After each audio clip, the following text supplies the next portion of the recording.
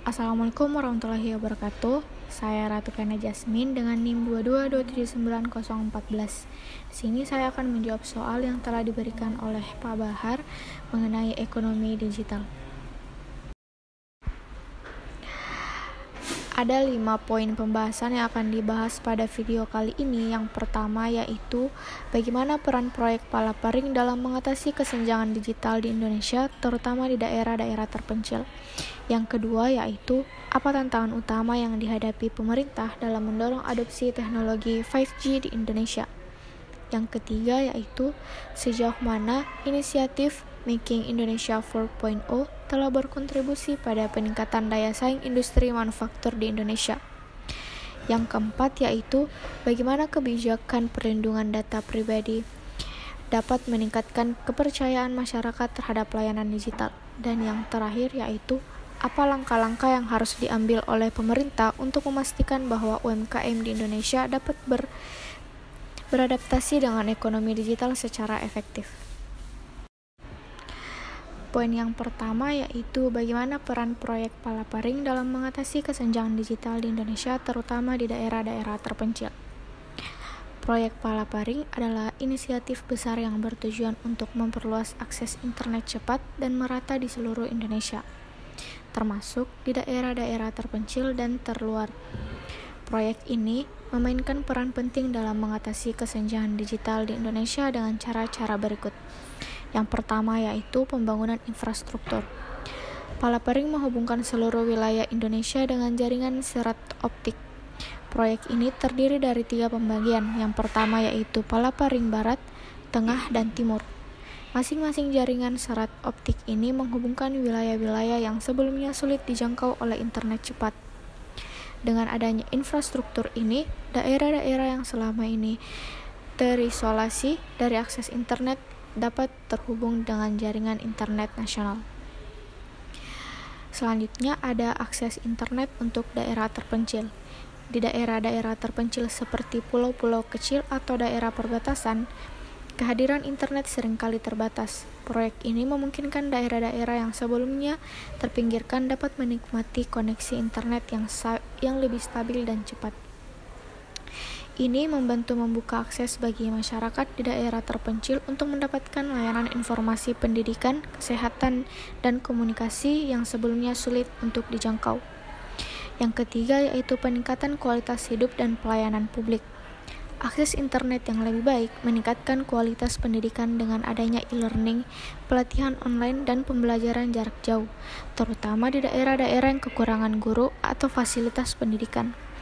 Di sektor kesehatan, akses ke informasi medis, konsultasi online dengan tenaga medis, dan telemedicine menjadi lebih mudah diakses oleh masyarakat di daerah yang jauh dari rumah sakit atau pusat kesehatan.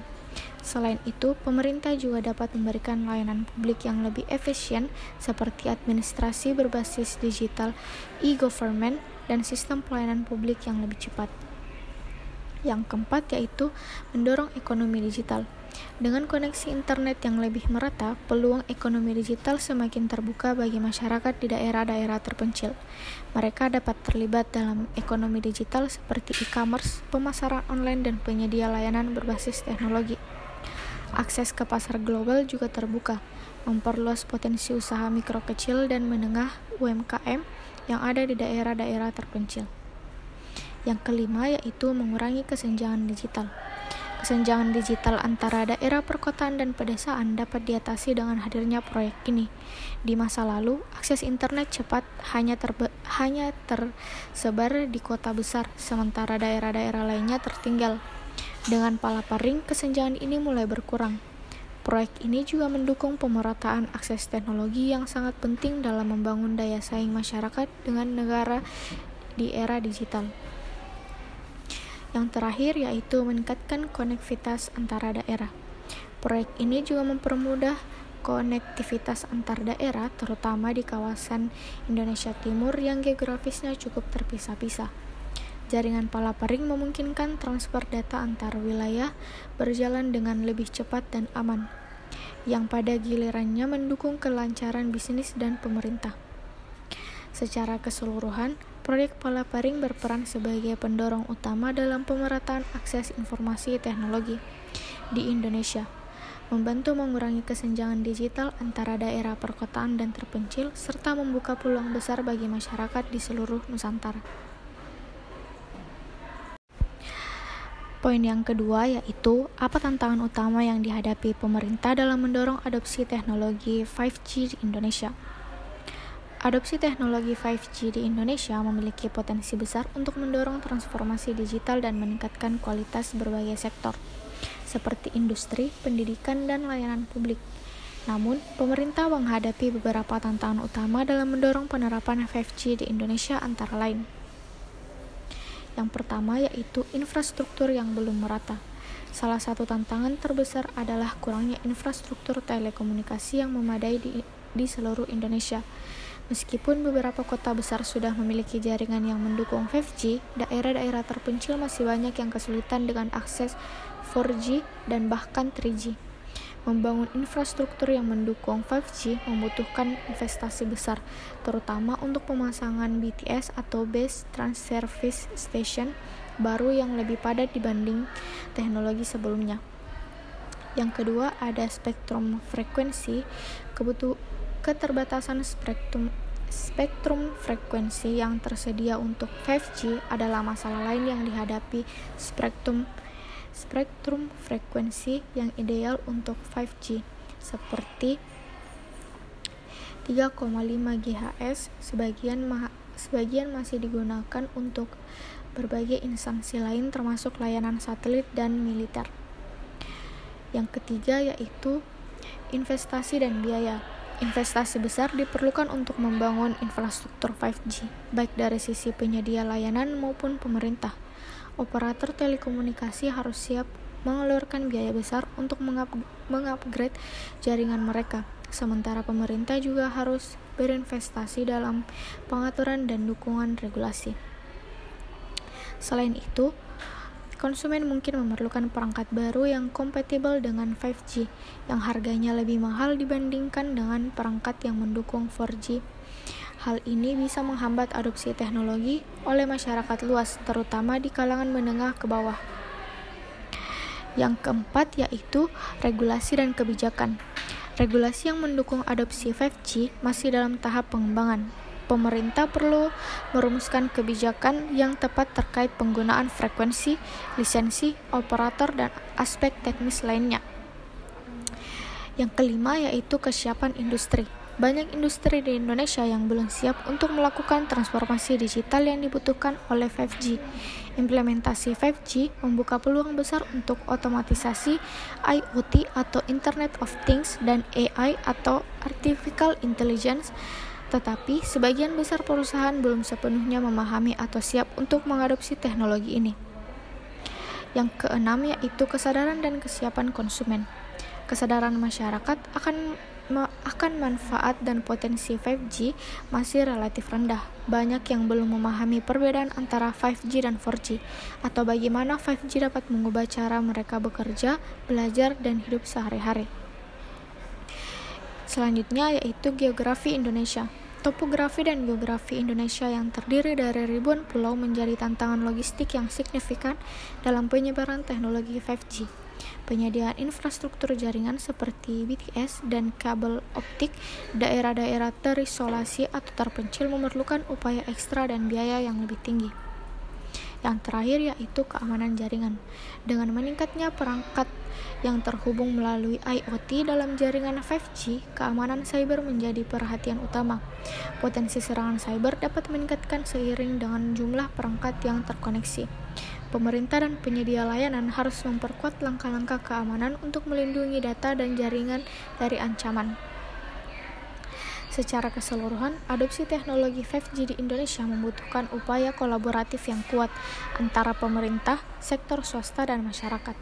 Jika tantangan-tantangan ini dapat diatasi, Indonesia memiliki potensi besar untuk memanfaatkan 5G dalam mendorong pertumbuhan ekonomi digital, peningkatan layanan publik, dan inovasi digital. Poin yang ketiga yaitu sejauh mana inisiatif Making Indonesia 4.0 telah berkontribusi pada peningkatan daya saing industri manufaktur di Indonesia.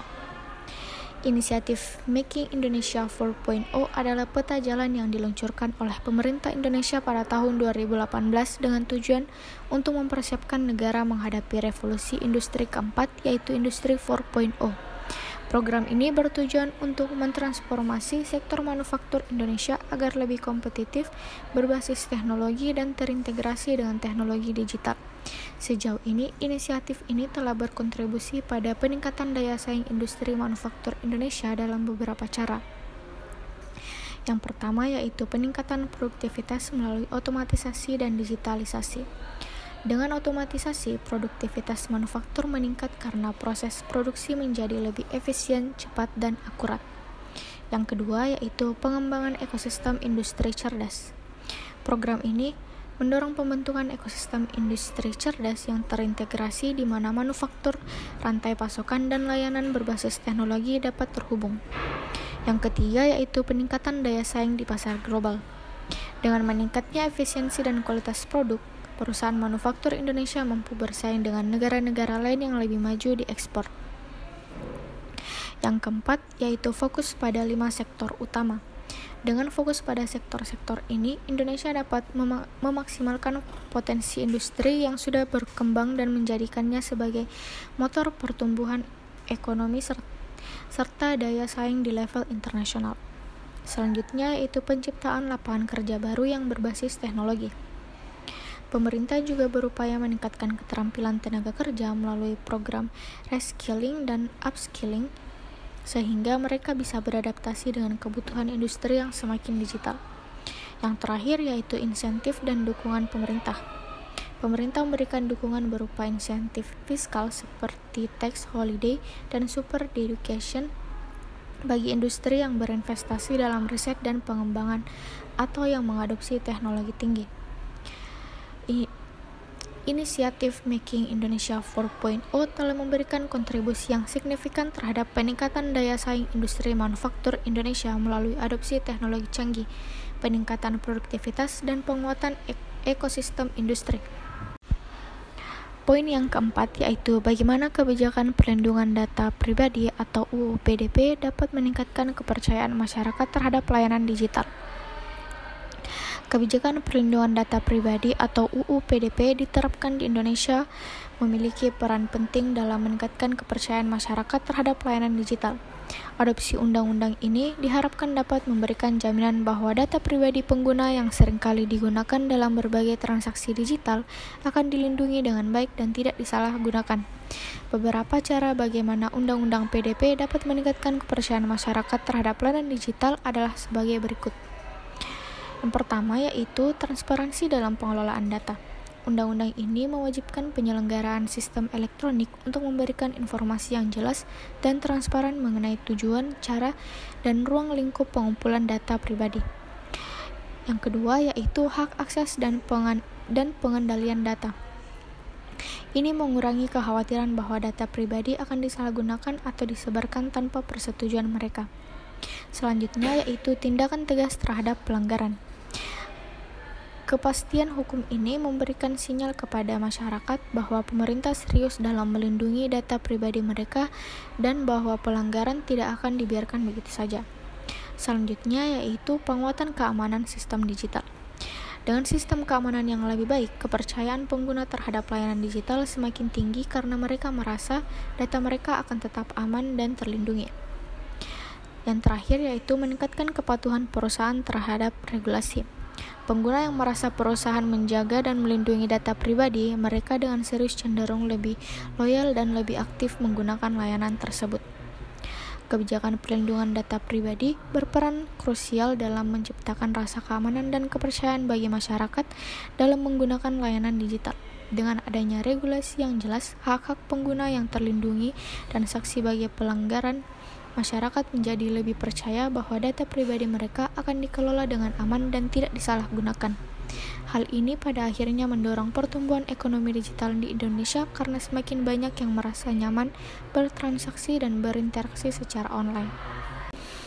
Soal yang terakhir yaitu apa langkah-langkah yang harus diambil oleh pemerintah untuk memastikan bahwa UMKM di Indonesia dapat beradaptasi dengan ekonomi digital secara efektif.